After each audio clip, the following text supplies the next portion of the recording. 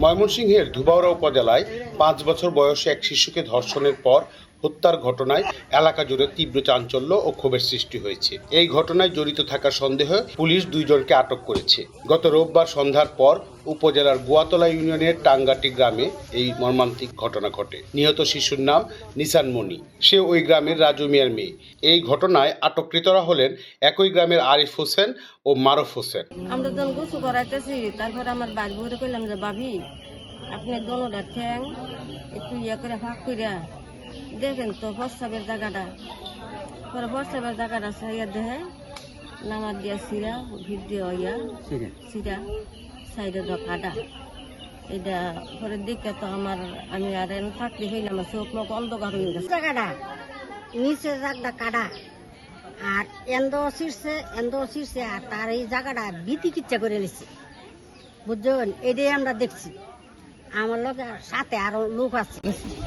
গাঙ্গে গিয়ে অনেকদিনকে নামছে, নামে গিয়ে গাঙ্গা কইরা বলে দিচ্ছি গাঙ্গাতে বাড়ি করছে, গাঙ্গা আছে।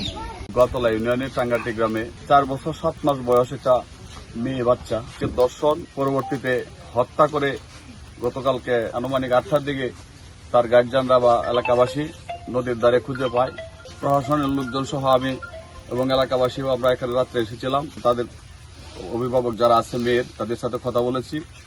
পারিবারিক ও স্থানীয় সূত্রে জানা যায়, আসরের নামাজের পর থেকে শিশু নিসান মনিকে খুঁজে পাওয়া যাচ্ছিল না। মসজিদের মাইকে ঘোষণা ও খোঁজাখুঁজির এক পর্যায়ে বাড়ির পাশে কংস নদীতে তার মরদেহ ভেসে আসতে দেখা যায়। স্বজনদের দাবি, মরদেহ গোসলের সময় শিশুটির শরীরে আঘাত ও যৌন নির্যাতনের স্পষ্ট আলামত দেখা গেছে।